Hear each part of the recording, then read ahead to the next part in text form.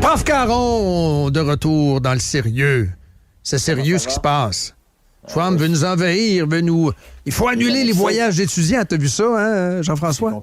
C'est complètement fou. C'est justement de ça que... Ben regarde, plonge, j'ai hâte de t'entendre. J'ai hâte que le prof réponde au directeur d'école de Granby.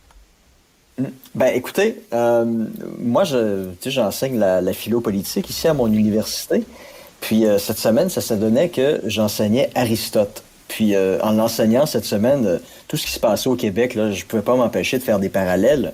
Fait qu'Aristote, là, il disait que il y a un seul secret du bonheur, il y a un seul secret pour la vie heureuse, puis il disait qu'une vie heureuse devait s'organiser autour de 4 vertus cardinales, puis ces vertus-là devaient avoir pour effet de créer une vie équilibrée, une vie qui était organisée en fonction de la rationalité, de la raison.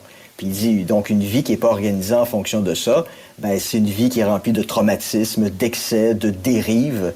Puis c'est exactement le cas du Québec, parce que vous le savez, le Québec, c'est une société qui est malheureuse, qui est malade. C'est une évidence qui crève les yeux. C'est une société qui est sur les antidépresseurs. Tu sais, il y a 8 millions et quelques de Québécois, puis à chaque année, il y a 1 milliard d'antidépresseurs qui sont prescrits. Ben ça, clairement, ça veut dire que le Québec, c'est pas une société qui est heureuse. Puis je vais juste m'attarder sur 2 de ces vertus cardinales-là pour vraiment là, vous montrer à quel point Aristote, s'il vivait aujourd'hui, il ciblerait le Québec comme étant le pire exemple d'une société malheureuse. Il parlait du courage. Une des vertus cardinales dans la vie, c'est faire preuve de courage. Puis ça, c'est l'équilibre qu'on doit rechercher entre 2 extrêmes. Puis les 2 extrêmes du courage, ben, c'est la témérité. C'est pas prendre conscience du danger puis se garrocher dans le vide. Puis l'autre extrême, ben, c'est la peur. Puis je pense que pendant la pandémie, là, ça a été montré là, très clairement que les Québécois, c'est des gens apeurés qu'on peut effrayer extrêmement facilement. Les gens, ils n'ont pas eu de problème à se faire cloisonner chez eux pendant 2 ans, 2 ans et demi. Puis s'il y avait pu en redemander, il en aurait redemandé. Puis l'autre vertu cardinale, c'est la prudence.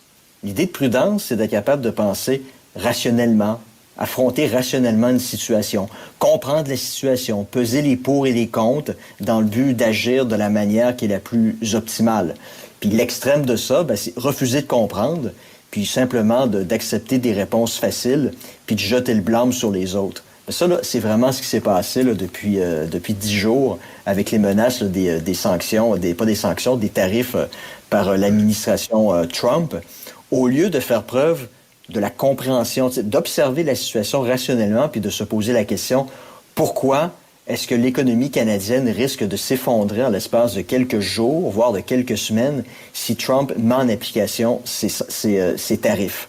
Si on avait observé la situation rationnellement, on se serait dit, bon, je pense que c'est assez clair que le Canada est trop dépendant économiquement des États-Unis. C'est presque 90% de nos exportations, de notre commerce qui se fait avec les Américains. Donc, on n'a pas diversifié notre économie. Donc, problème numéro 1. Deuxième problème, tu l'avais mentionné dans l'entrevue avec Rodriguez, on a plein de ressources qui sont inexploitées. À cause de quoi? Ben, à cause d'une espèce d'un écolo-gauchisme qui est fermé à peu près tout projet de développement. Puis troisième raison, ben le Québec là, le Québec s'est fait remplir par des promesses qui n'ont jamais été tenues de grand développement économique. On se souviendra le plan Nord avec Charest, le projet Saint-Laurent avec Legault. Donc si les gens avaient pris la peine d'observer calmement puis rationnellement la situation, ils en auraient convenu que on a une trop grande dépendance économique avec les États-Unis, qu'on a le cul assis sur des ressources inexploitées, puis que le Québec est dirigé par une classe politique, là, pardonnez-moi l'expression, de manche à balai, de politicailleux, puis que le Québec a jamais été dirigé par des leaders politiques, des gens qui ont une vision. Donc, au lieu d'avoir une lecture très rationnelle de la situation, ben, les Québécois sont tombés dans les extrêmes, dans les extraits. Ils ont préféré là, miser sur des réponses faciles, le boycott. Puis les politiciens, bien évidemment, ils ont fait peur aux gens, hein, puis ils en ont profité parce qu'ils savent très bien que comme c'est facile, comme le Québécois moyen n'est pas courageux, que c'est facile de l'effrayer, bien, ils ont misé là-dessus pour pouvoir en ressortir gagnant, puis pouvoir, s'il le faut, un jour peut-être, imposer une espèce de loi sur les mesures d'urgence économiques. Fait que le Québec sort vraiment pas renforcé de cette situation-là avec Trump. Puis rassurez-vous, ça va recommencer dans un avenir plus ou moins rapproché. Mais le projet politique de Trump, c'est d'imposer des tarifs à tire-larigot à peu près tous ses anciens partenaires commerciaux.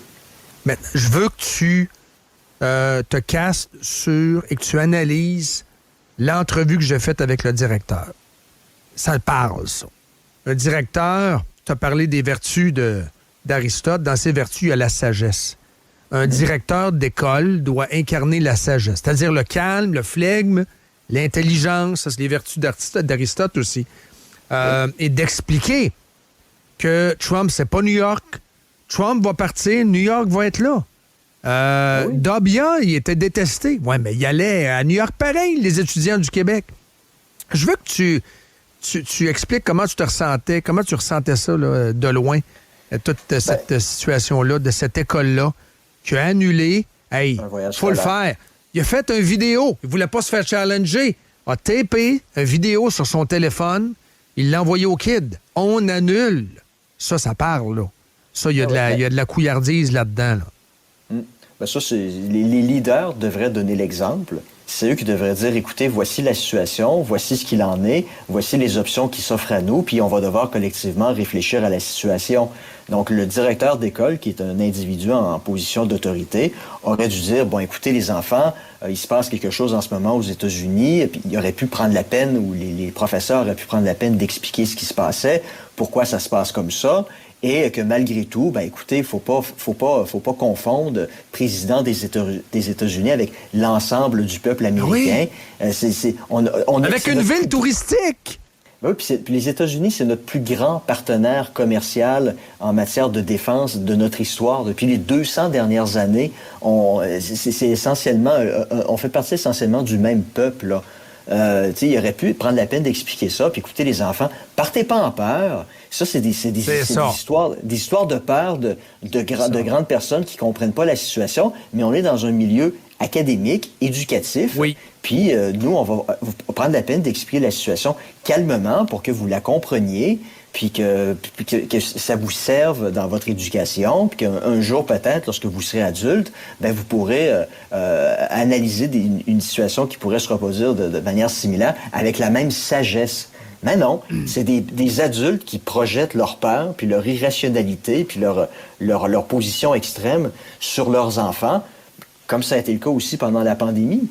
Les parents qui enfermaient leurs enfants avec des masques, puis la distanciation, puis les cercles peinturés dans les cours d'école, puis sortez pas de votre cercle. Ça a été de la projection de la peur des parents sur leurs enfants, puis les parents qui sont probablement déséquilibrés, ben, ils font exactement encore la même chose dans le contexte des tarifs douaniers avec les enfants. Fait qu'au final, là, ça fera pas le peuple là, qui est en train de se faire former, là, les petits culs de 12, 13, 14 ans, là, ben, inévitablement, ils risquent de finir comme leurs parents puis leurs grands-parents, là. Fait qu'au final, c'est pas jojo pour l'avenir du Québec, là. Je vais faire jouer tantôt dans le bloc. C'est des réactions puériles.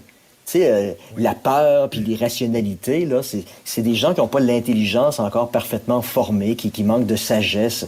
Le Québec est encore un enfant. 6 ans. Ben oui. On s'attendra à ça d'un enfant de 5-6 ans qui fait une crise de bacon. On s'attend pas à ça de la part d'adultes. Or, écoutez, honnêtement, là, moi, j'ai regardé quelques vox pop là, qui ont été faites, là, puis j'en suis venu à la conclusion qu'il devrait y avoir une loi pour interdire les vox pop. Parce que sérieux, là, la madame là, qui dit faut tout bannir, là, faut qu'on ait rien d'américain. Ah, mais moi, je suis pas d'accord avec toi. Ça nous donne le miroir du vrai monde. Puis j'aime pas l'expression vrai monde, mais ça existe. Ça, c'est le monde qui ont élu la CAQ et qui ont réélu la CAQ, même s'il y a eu des couvre-feux. C'est eux autres sont exposés dans le parking du Super C. C'est ça, c'est des gens qui portaient 2 masques, puis qui en sont rendus à cette injection. Le masque dans l'auto, seul dans l'auto, oui. C'est arrivé, ça. J'en ai vu même dernièrement, encore. Rare, là, mais... Tu sais, il me semble, un peuple adulte, des gens adultes, il me semble, c'est les vertus cardinales... Y a-tu rien à faire? On Et moi, s'entend, c'est là, je désespéré. comprends. C'est désespéré. Désespéré. Oui. J'entendais Legault. Là, tu sais, je pense qu'en ce moment, on analyse la situation froidement. Puis Legault se fait poser la question, le pipeline Énergie Est, là, ça serait une bonne façon de diversifier notre... D'acceptabilité Il n'y sociale. a pas d'acceptabilité sociale. Mais voyons, c'est quoi comme réponse C'est de la d'un bêtise. leader politique? C'est un mensonge, en fait, là, en partant. Ben oui, ça donne l'impression d'un gars qui, ouais, j'ai été élu pour ça, ça serait ma job, mais ça me tente pas. Ça me tente pas de m'assiner avec le monde parce que ça va être trop compliqué. Fait que changeons rien. Puis dans 1 mois, dans 3 mois, dans 6 mois, quand Trump va revenir... On va revivre le film. Ben oui. Le film, là, il va y avoir, là, ça va être des sequels par-dessus sequels, ça n'arrêtera jamais, parce que le Québec refuse de se comporter comme un adulte. Puis ça veut dire, ben, tu sais, la prudence, le courage, pas aller s'y cacher, là, dès qu'il y a un petit virus, puis partir en peur dès qu'il y a une espèce de menace, puis commencer à blâmer le grand orange parce que c'est un ci, c'est un ça, puis son acolyte qui est propriétaire de X, et c'est un fasciste, puis tu sais, tout ça, ça fait cours d'école. Ça fait pas sérieux, là. Ça fait pas peuple mature. Moi, je regardais ça de l'extérieur, puis je trouvais ça franchement pathétique. Puis j'en ai profité. Peut-être dans les prochains jours, le quotidien Le Monde en France va publier une lettre d'opinion que j'ai écrite avec Christine Coulon, avec qui je fais le balado, là, l'État du monde. Ils vont publier ça quand? Ben, dans les prochains jours. Ils nous ont écrit hier pour Avise-moi. Qui était intéressé par la lettre. Puis il fallait qu'on la rapetisse un petit peu parce qu'elle était un petit peu trop longue. Extraordinaire, ça. Donc, vous fessez sur quoi? Publié. Ben, en fait, c'est le titre du texte, c'est la vassalisation du Canada. Le Canada, à cause de sa trop grande dépendance économique avec les États-Unis, ben, le Canada est essentiellement devenu un vassal du grand seigneur américain. Un suiveux. Puis, un suiveux. Puis on l'a vu, là. Moi, les gens qui disent Trudeau, il a tenu son bout puis il a gagné. Ah ouais, ça, c'est des Daumiens qui disent ça. De quoi vous parlez, là? Il a fait exactement... Il a fait exactement à 100% ce que Trump lui demandait. Ben oui. Puis ça va coûter au contribuable 1,3. Ben oui, ça va coûter au contribuable 1,3 milliard. C'est un gars en bédaine avec un speedo qui s'est mis un masque de poppy puis qui a mangé dans le plat. Hey, le tsar, c'est même pas notre langage de politique canadienne. Là. On a un tsar du fentanyl. Voyons donc, c'est un langage américain. Mais nous autres, on va en avoir un tsar. Hey, il faut que je te laisse, prof, absolument. C'est le border tsar. Ben oui. C'est exactement ça. Ben oui, c'est un suivant. On s'est baissé les culottes, on s'est penché par en avant, puis on a fourni la vaseline. Tout. Mais malheureusement, il y a des gens qui se disent « on a gagné malgré tout ». Il faut vraiment vivre sur une planète parallèle pour dire une chose pareille. J'ai un titre pour ton texte en terminant. La vassalisation ou la vaselination? On en reparle au panel. Okay, Salut, bye. Bye.